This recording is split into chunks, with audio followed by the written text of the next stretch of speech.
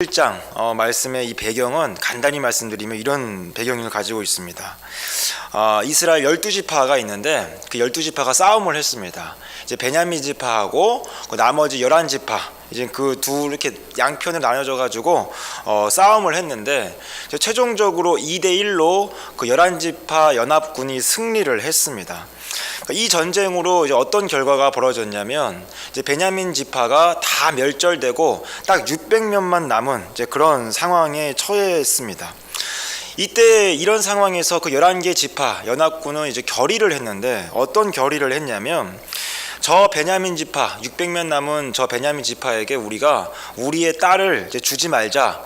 이 말은 뭐냐면 저들을 결혼하지 못하게 함으로 이제 저들의 씨를 말리자. 뭐 이런 의미를 가지고 있습니다. 그러니까 하나님께서는 이제 이스라엘 백성들에게 다른 어떤 그 부족들과 민족들과 결혼을 허락하지 않으셨기 때문에 만약에 11지파 연합군이 베냐민 지파에게 딸을 주지 않으면 이제 꼼짝없이 베냐민 지파는 아무하고도 결혼할 수 없어서 이제 시간만 지나면 멸절되는 이제 그런 상황에 이제 처한 것이죠. 그런데 이 전쟁이 끝나고 나서 이제 정신을 차린 후에 이제 생각을 해보니까 11지파 그 연합군이 굉장히 후회가 들기 이제 시작을 했습니다. 지금 이제 하나님께서 12지파를 이렇게 하나의 국가로 만들어 주셨는데 그 12지파 중에서 하나의 지파가 사라진다. 이것은 사실 그 이스라엘 전체에 있어서 굉장히 큰 손실일 뿐만 아니라 큰 위기를 초래할 수 있는 이제 그런 상황이기 때문에 이제 정신을 차리면서 11개 그 지파들이 이제 좀 후회를 하기 시작을 했습니다. 이제 그런 연합군이 그럼 모여서 무슨 일을 했냐? 그것이 바로 이제 오늘 21장 1절부터 7절 말씀인데 거기서 그 11개 지파가 이런 일을 합니다. 베델이라는 지역에 모여가지고 임시로 제단을 쌓았습니다. 임시로 제단을 쌓은 다음에 하나님께 제사를 지내고 이제 그러면서 이제 통곡의 눈물을 이제 흘리고 있는데 여기서 중요한 것은 뭐냐면 이 이스라엘 백성들 11개 지파가 흘리고 있는 이 눈물이 회개의 눈물이 아니라는 것이 중요합니다. 3절 전체의 뉘앙스를 좀 생각을 해보면 지금 11개 지파가 지금 무슨 의미를 가지고 눈물을 흘리고 있냐? 그것은 이 모든 사단, 그러니까 이 모든 이렇게 한 개 지파가 사라질 위험, 이 모든 원인은 다 하나님께 있다. 하나님께 탓을 돌리고 있는 것을 어떤 이 맥락상으로 그리고 또 3절의 뉘앙스로 알 수가 있습니다. 하나님께서 어떻게 우리의 그 지파 중에 한 지파인 이 베냐민 지파를 어떻게 없어지는 것을 이런 일을 초래하셨으며 또 어떻게 이것을 그냥 지켜보고만 계십니까? 이런 의미를 가지고 지금 하나님께 원망하는 이제 그런 눈물을 11지파들이 하고 있는 것이죠. 그러니까 하나님께 항변을 하고 있는 겁니다. 그러니까 제사를 드린 후에 도저히 안 되겠다 싶으니까 이런 상황에서 11개 지파가 해결책을 찾아냅니다. 아주 기가 막힌 방법을 찾아냈는데 그것이 뭐냐면 이 베델이라는 지역에 모이기로 했는데 모이지 않는 그런 사람들이 있다면 이제 그 사람들의 지역에 있는 모든 사람을 다 죽이고 대신 죽일 때 그 여자들은 죽이지 않고 살려서 살린 여자들을 베냐민 지파에게 주자. 뭐 이런 이제 방법을 찾아낸 것이죠. 그러니까 베델에서 만약에 정말 이 사람들이 회개의 눈물을 흘렸다면 이런 참담한 짓을 안 했을 텐데 이들이 그 하나님을 원망하는 이제 그런 상태에 있었기 때문에 예배를 드리고 기껏 생각한 것은 뭐냐? 살인과 납치로 이스라엘이 직면한 이 위기를 타개하자라는 이제 그런 생각을 하게 된 것입니다. 이제 방금 말씀드린 것이 이제 전부 다 이 1절부터 7절의 내용인데 오늘 이 이야기에서 좀 생각을 해봐야 될 것은 뭐냐면 이스라엘 지파가 하나님께 회개를 한 것이 아니고 하나님께 원망했다. 이것을 좀 주목해 볼 필요가 있습니다. 이 말은 다른 말로 바꿔서 뭐 어떻게 생각할 수 있냐면 자신들은 잘했는데 하나님은 잘못했다라는 생각을 지금 11개 지파가 가지고 있는 거죠. 근데 이제 전쟁의 이 시작부터 읽진 않았지만 쭉 생각을 해보면 11개 지파하고 베냐민 지파가 싸우게 된 그 결정을 누가 했냐면 하나님께서 시키신 것이 아니고 자기네들이 이미 결정을 했습니다. 싸우기로 결정을 다 해놓고 형식상 그냥 하나님께 하나님 싸워도 되겠습니까? 물은 것이지 이미 마음속으로는 자신들끼리는 전쟁을 하기로 결정한 그런 상태였습니다. 그러니까 하나님께서 전쟁을 시키신 게 아니고 자기네들이 싸우기로 결정을 한 거죠. 근데 그렇게 한 다음에 이제 결과가 좋지 않으니까 이제 베냐민 지파 한 지파가 남을 것만 같으니까 없어질 것 같으니까 그 모든 좋지 않은 결과의 책임을 이 11개 지파가 하나님께 지금 돌리고 있는 겁니다. 책임을 전가를 시키고 있는 것이죠. 어떻게 하나님께서 이러실 수 있습니까? 라고 이제 하면서 사사기 저자는 이런 모든 현상의 원인을 어디에 두고 있냐면 이렇게 말씀하고 있습니다. 이스라엘의 왕이 없으므로 자기 소견에 옳은 대로 행했다라고 말씀을 하고 있습니다. 그러니까 하나님께서 중심에 있지 않은 그 사람들, 세상 사람들 그런 것을 이 베냐민 지파와 11개 지파를 통해서 알 수가 있는데 이 사람들의 마음속에 하나님이 없는 사람들은 이런 잘못된 결정을 내리고 그런 모든 어떤 그 잘못된 결정의 책임을 누군가에게 하나님에게 돌린다라는 것입니다. 그러니까 일중독에 걸려서 평생 일만 하다가 갑자기 이제 병원에 간 어떤 분이 계시는데 이제 그분이 이제 위암 말기라는 판정을 받았습니다. 근데 그분이 이제 어떤 그런 반응을 보였느냐? 어제 어떻게 제가 이렇게 한 가정을 위해서 또 한평생 성실하게 살았는데 어떻게 제게 이런 끔찍한 결과를 주실 수 있습니까? 라고 하면서 어떻게 신이 존재한다면 제게 이런 벌을 주실 수 있습니까?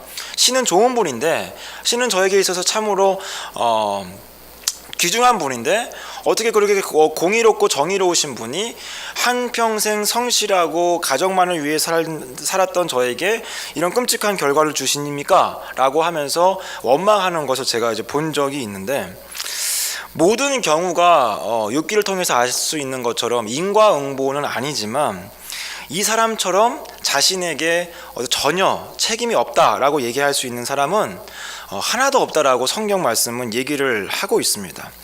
그 이유를 뭐라고 얘기하냐면 모든 인간은 타락했기 때문에 타락한 인간은 하나님의 뜻에 반하는 결정만을 하고 있다. 그렇기 때문에 모든 사람들은 어떤 사람도 하나님 앞에 책임을 전가할 수 없다라고 말씀은 성경은 일관되게 얘기를 하고 있습니다. 그럼에도 불구하고 죄지은 사람들, 죄를 가진 사람들의 특징은 뭐냐면 자기가 저질러 놓은 그 잘못, 그것에 대한 모든 책임을 자기가 책임지려 하는 것이 아니라 그 책임을 누군가에게 하나님께 떠넘기려고 하는 것, 그것이 바로 하나님 앞에서 죄를 가진 사람들의 전형적인 모습이다라는 것을 우리 현실과 말씀을 통해서 알 수가 있습니다. 그러니까 항상 죄를 가진 사람들의 어떤 그런 마음 속에는 나는 옳다라는 그런 생각을 가지고 있는 것이죠. 사람 중에 어떤 사람도 사실은 하나님 앞에서 이렇게 자기 정당성을 내세울 수 있는 존재는 한 명도 없습니다. 칼빈이라는 사람이 뭐라고 얘기했냐면 기독교 강요에서 이렇게 얘기를 했는데 모든 일을 하나님의 영광을 위하여 사는 것이 인간의 본분이다 라고 칼빈은 얘기를 합니다. 이 말을 바꿔서 얘기하면 어떻게 생각할 수 있냐면 하나님의 영광을 위해서 하지 않는 모든 것들은 하나님 앞에서 하나님의 창조 질서에서 벗어난 죄다라고 바꿔서 생각을 할 수가 있습니다. 이 기준에서 보면은 어떤 사람도 하나님 앞에 정당성을 내세울 수가 없죠. 왜냐하면 죄를 가진 존재는 하나님께 온전히 순종할 수 없는 존재인데 하나님께 온전히 순종하지 못하는 존재가 정말로 하나님께 영광을 항상 돌릴 수 있느냐? 그렇지 못하죠. 그렇기 때문에 자기가 한 일에 대해서 하나님 앞에 정당성을 내세울 수가 없는 겁니다. 이 자기 정당성, 하나님께 책임을 전가한다, 이 말의 다른 표현이 바로 억울하다입니다. 그러니까 억울하다라는 것은 나는 옳은데, 나는 잘했는데 하나님께서 나를 이상하게 만들으셨다라는, 그러니까 자기 정당성의 다른 표현이 억울하다입니다. 하나님 앞에서 유독 이렇게 억울하다라고 얘기하는 사람들이 있습니다. 호소하는 사람들이 있죠. 한두 번은 그럴 수 있습니다. 용납될 수 있죠. 용납될 수 있다라는 것은 이제 어떤 의미냐면 잘 모르기 때문에 용납될 수 있다라는 겁니다. 그러니까 모를 때는 억울할 수 있습니다. 하나님 앞에서 억울할 수 있고 하나님 앞에서 내가 옳다라고 얘기를 할 수가 있습니다. 하지만 예수님을 믿고 난 뒤에 이제 그리스도인이 된 뒤에는 그럼에도 불구하고 계속 하나님께 억울하다고 생각하는 그런 사람들이 있습니다. 이제 원망이 끊이지 않는 이제 그런 사람들이 있을 수가 있죠. 그런데 그렇다면 이제 만약에 하나님을 믿었음에도 불구하고 그리스도인이 됐음에도 불구하고 계속해서 하나님을 원망한다라고 한다면 한번 여기까지 생각을 해봐야 되는데, 과연 이제 그 사람이 어떤 구원을 받았는가, 구원의 진위 여부까지 좀 생각을 해볼 필요가 있습니다. 구원받은 사람은 반드시 어떤 모습이 나타나느냐, 말씀에 의하면 이렇게 얘기하는데 성령님으로부터 죄의 책망을 받게 된다라고 말씀을 얘기를 하고 있습니다. 그러니까 하나님을 모르고 살았던 그 시절의 모든 삶이 하나님과 단절되어서 죄의 노예로 살고 죄만을 추구했던 어둠 가운데 살았던 그 사실들을 아는 사람들이 그리스도인이기 때문에 그런 자들에게 성령님께서 찾아오시면 그 사람의 마음속에 죄에 대한 책망을 받게 되어 있다라고 얘기를 합니다. 그러니까 이 사실을 아는 자들이 하나님께 나는 항상 옳은데 하나님 때문에 이렇습니다 라고 모든 책임을 전가하며 원망이 지속될 수 없기 때문에 예수 그리스도를 믿었음에도 불구하고 계속해서 하나님을 원망한다, 한두 번은 괜찮지만 하나님을 원망한다라는 것은 한번 구원에 대해서 한번 생각을 해볼 필요가 있다라고 생각을 해볼 수가 있습니다.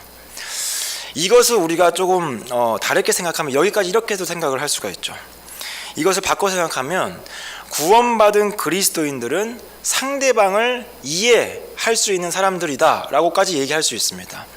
죄의 책망을 받으면서 하나님께 그리스도인은 이해를 받았기 때문에 바꿔서 생각하면은 그리스도인은 다른 사람을 이해할 수 있는 능력을 가진 자다라고 얘기를 할 수 있습니다.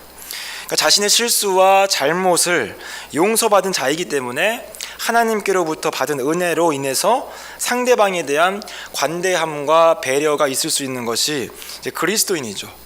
그러니까 상대방이 뭘 잘 모르고 뭐 실수를 하더라도 하나님께 받은 은혜를 생각하면서 나도 저런 사람이었는데 라고 생각을 하면서 다른 사람을 용납할 수 있는 그런 여유로운 마음을 가진 사람이 하나님께 구원을 받고 믿음을 선물로 받고 성령님으로 말미암아 책망받은 사람, 바로 그리스도인이다라는 것을 우리가 다시 한번 생각해 볼 필요가 있습니다.